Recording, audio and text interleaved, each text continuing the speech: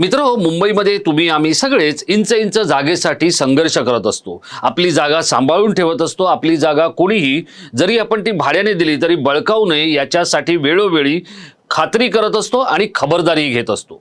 अशाच पद्धतीत जर तुम्ही आम्ही जगत असाल तर एखाद्या महामंडळाने किंवा एखाद्या शासकीय संस्थेने आपल्या भूखंडाची काळजी घेणं किती योग्य किती अयोग्य हे आपण सगळे जाणू शकता. पण जर भटाला दिली ओसरी भट हातपाय पसरी अशा पद्धतीत वापरासाठी जर एखाद्या संस्थेला किंवा एखाद्या समूहाला एखाद्या वर्गाला एक जागा भूखंड दिली आणि त्या वर्गाने समूहाने किंवा त्या संस्थेनं जर तो बळकावला तर त्या मूळ मालकाने नेमकं काय करायचं असा प्रश्न तुम्हाला पडला असेल. हे मी का सांगतोय तर हे मी सांगतोय इतक्यासाठीच मुंबईच्या अत्यंत उच्चभ्रू समजल्या जाणाऱ्या वांद्रे पश्चिमेला एक फुटबॉलचं मैदान आहे. सध्या ते प्रचंड वादग्रस्त ठरलेलं आहे. याचं कारण असं आहे, या मैदानाबद्दल असं बोललं जात आहे की हे मैदान याची एकूणच आकारमान आहे 8,450 चौरस फूट आणि हे मैदान अदानींना देण्याचा घाट घालण्यात येतोय असं दबक्या आवाजात तिथे बोललं जात आहे. पण प्रत्यक्षात हे मैदान कोणाचं आहे, या मैदानावर कोण खेळतंय, मग तेच का खेळतात, त्या मैदानाचं नाव ते का दिलं गेलं, हे असे अनेक प्रश्न एका महत्त्वाच्या निर्णयाच्या निमित्तानं आलेले आहेत.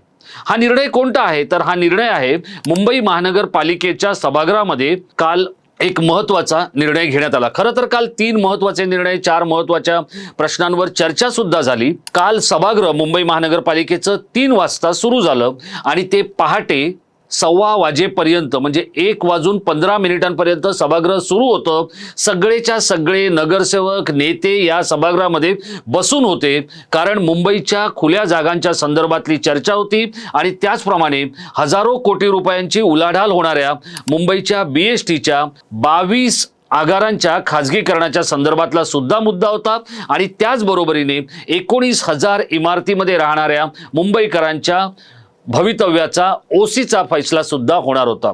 आणि या सगळ्या गोष्टीमध्ये म्हणजे 4 असे महत्त्वाचे मुद्दे होते. ओसीचा निर्णय होता, BSTच्या आगारांचा मुद्दा होता, या फुटबॉल मैदानाचा मुद्दा होता आणि खुल्या जागांचा मुद्दा होता. पण या मैदानाच्या बाबतीत प्रकरण कोर्टात असताना सुद्धा महापालिकेच्या सभागृहाने अवघ्या काही क्षणात या मैदानाला कन्व्हेन्शन सेंटरमध्ये बदलून टाकलं आणि एक महत्त्वाचा निर्णय घेतला. काय आहे हा सगळा या मैदानाच्या बाबतचा मुद्दा, त्यातलं राजकारण काय आहे, तिथल्या सगळ्या वेगवेगळ्या ख्रिस्ती हिंदू समाजांचं काय म्हणणं आहे आणि प्रत्यक्षात सरकारची काय भूमिका आहे, हे खरंच अदानींना दिलं जाणार आहे का, म्हाडावर या बाबतीत अन्याय होणार आहे का, संजीव जयस्वाल आणि अश्विनी भिडे हे दोघं जण या संपूर्ण सगळ्या प्रक्रियेमध्ये नेमकी काय भूमिका घेणार आहेत, मी आपल्याला संक्षिप्त स्वरूपात सांगण्याचा प्रयत्न करणार. नमस्कार मित्र, मी राजेश कोचरेकर आणि आपण पाहताय आपलं आवडतं न्यूज पोर्टल टाइम महाराष्ट्र. मित्र, वांद्रे पश्चिमेला एक मैदान आहे. या मैदानाचं एकूण क्षेत्रफळ आहे 8,450 चौरस मीटर, म्हणजे जवळपास 85,000 फुटाचं हे मैदान आहे. या मैदानाची किंमत आज जर आपण पाहिली तर काही हजार कोटींच्या घरात जाऊ शकते. हे मैदान काय आहे तर या वांद्रे पश्चिमेचा जो भाग आहे हा बराचसा भाग भराव टाकून करण्यात आलेला आहे. आता हा भराव टाकण्याचा जो काही प्रयत्न सरकारच्या वतीनं केला त्यामध्ये म्हाडा अग्रभागी होतं आणि म्हाडाचं या भूखंडावर एक आरक्षण होतं. ते आरक्षण काय होतं तर ते आरक्षण होतं कन्व्हेन्शन सेंटर, म्हणजे प्रदर्शन केंद्र किंवा प्रदर्शन व्यापार केंद्र वगैरे स्वरूपाचं हे आरक्षण होतं. आता इतका मोठा भूखंड म्हाडाचा जर सुरक्षित ठेवायचा असेल तर ते काही सोपं काम नाही आणि वांद्रेसारख्या भागात तर ते मुळीच नाही. कारण वांद्रेसारख्या भागामध्ये 90च्या दशकामध्ये म्हणजे 80चं दशक सरताना आणि 90चं दशक सुरू असताना नर्गिस दत्त नावाची एक प्रचंड मोठी झोपडपट्टी तयार झाली. ही झोपडपट्टी दर दिवाळीला आगीत भस्मसात होते आणि पुन्हा तिथे त्याच्या तिपटीने झोपड्या उभ्या राहतात. या फक्त काही जमिनीवरच्या झोपड्या नाही आहेत तर त्या आता एकावर एक झोपड्या वाढत गेलेल्या आहेत. सरकारचा सुद्धा या बाबतीत आता नाईलाज होतोय की काय अशी परिस्थिती आहे. आणि मग तिथून हाकेच्या अंतरावर असलेल्या या मैदानामध्ये सुद्धा झोपड्या होऊ शकतात अशी भीती तिथल्या काही स्थानिक नागरिकांना वाटत होती. त्यामुळे या स्थानिक नागरिकांनी तत्कालीन म्हाडाचे उपाध्यक्ष गौतम चॅटर्जी यांची भेट घेतली आणि त्या भेटीच्या आधी जे आंदोलन झालं त्या आंदोलनाची नेमकी गरज आणि व्याप्ती म्हाडाच्या उपाध्यक्षांना समजावून सांगितली। या नागरिकांनी तिथे या भूखंडाच्या भोवती भिंत बांधण्यासाठी विनंती केली, पण म्हाडाकडे पैसे नव्हते, त्यामुळे ही भिंत काही बांधली गेली नाही। त्यानंतर या ठिकाणी कन्व्हेन्शन सेंटर जे म्हाडाचं आरक्षित आहे ते आरक्षित कन्व्हेन्शन सेंटर म्हाडाने बांधावं अशा पद्धतीची मागणी इथल्या काही स्थानिकांनी म्हाडाकडे केली। पण जेथे कुंपण घालायला पैसे नाही आहेत किंवा भिंत उभारायला संरक्षक भिंतीसाठी पैसे नाही आहेत, तिथे म्हाडा कन्व्हेन्शन सेंटर कसं उभारणार, आणि त्यामुळे ती गोष्ट पण मागे पडली। आता या सगळ्या प्रक्रियेमध्ये 2000च्या आसपास इथले स्थानिक जे काही लोक होते ते प्रचंड आक्रमक झाले, कारण इथे झोपडपट्ट्यांचा विळखा या मैदानाला सुद्धा पडू शकतो अशा पद्धतीची भीती तयार झाली।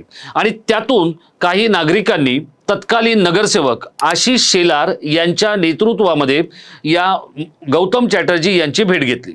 आता गौतम चॅटर्जी हे स्वतः बंगाली, त्यामुळे आणि ते सगळ्यात महत्त्वाचं म्हणजे त्यांना फुटबॉलचं विलक्षण प्रेम होतं। त्याचबरोबरीने गौतम चॅटर्जी उत्तम गायचे, गायकीचा त्यांचा कान, गायकीचं त्यांचं ज्ञान आणि माहिती हे सुद्धा कौतुकास्पद होती। फुटबॉलवर त्यांचं प्रेम असल्यामुळे हे जे मैदान आहे हे मी दुसऱ्या कोणत्याही खेळासाठी देणार नाही, फुटबॉलसाठी देऊ शकतो असं त्यांनी सांगितलं। पण त्यासाठी 11 लाख रुपयांचे 11 लाख रुपये म्हाडामध्ये जमा करण्याचं त्यांनी सांगितलं। आणि मग आशिष शेलार आणि त्यांच्या बरोबरच्या तिथल्या काही स्थानिकांनी वर्गणी काढून ही रक्कम म्हाडामध्ये जमा केली। आजही ही रक्कम तिथे असल्याचं म्हाडाच्या नोंदी दिसतंय आणि या नागरिकांच्याही माहितीत आहे।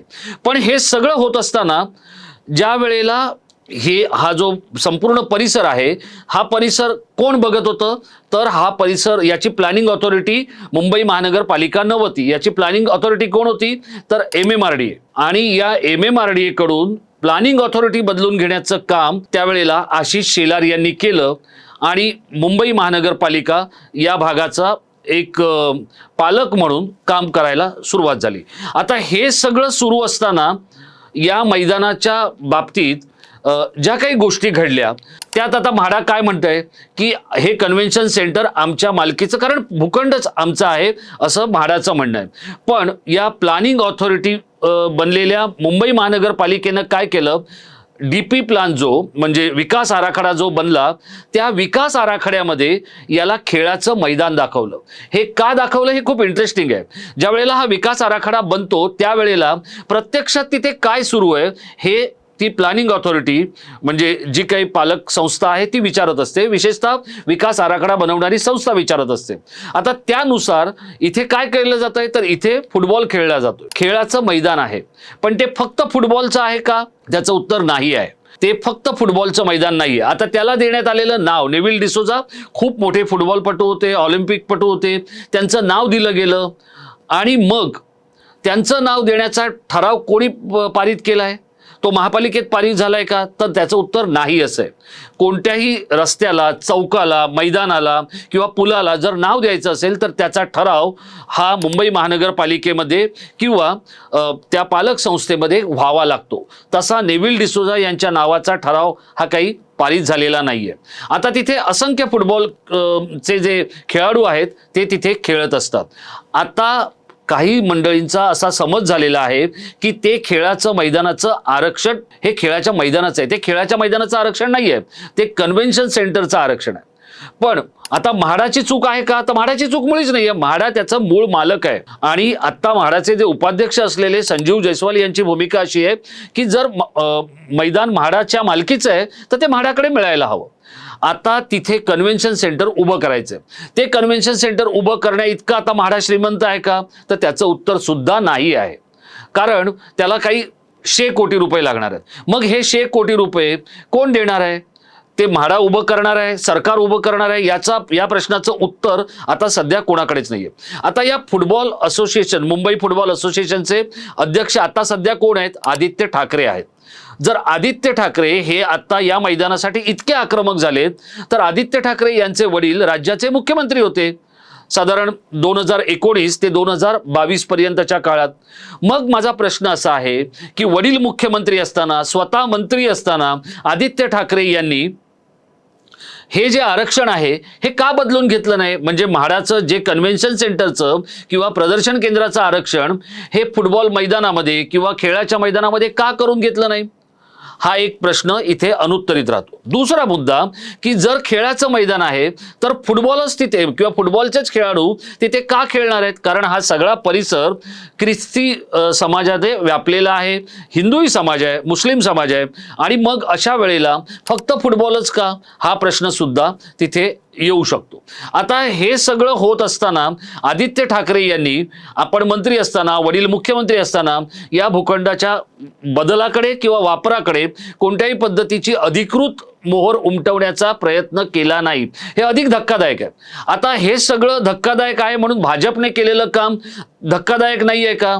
तर भाजपने काल अगदी पहाटेपर्यंत झालेल्या या सभेमध्ये अवघ्या काही क्षणांमध्ये हे नेव्हिल डिसोझा मैदान याचं जे काही याचा जो वापर आहे तो मूळ कारणासाठी करण्याची परवानगी देऊन टाकली.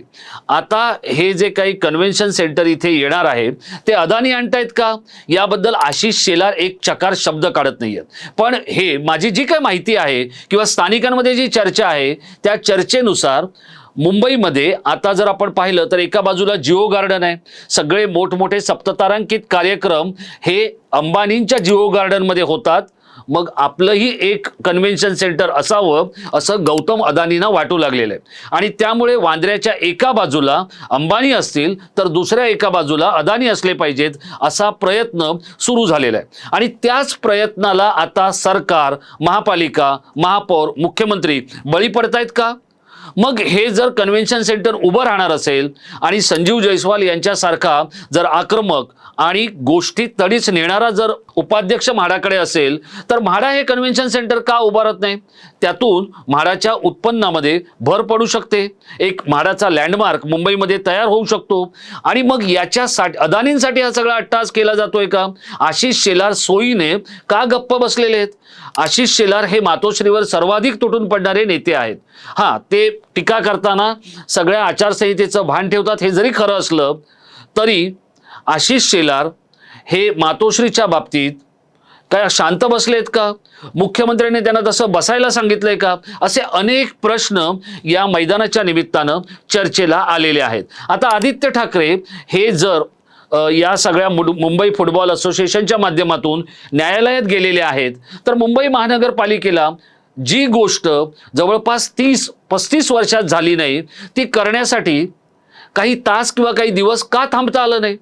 इतकं मुंबई महानगरपालिकेला किंवा मुंबईतल्या भाजपाला या प्रदर्शन केंद्रामध्ये किंवा या कन्व्हेन्शन सेंटरमध्ये असं काय दिसलं की न्यायालयाचाही मान न राखताना, नागरिकांची भूमिका न समजून घेताना हे सगळं करावं लागलं?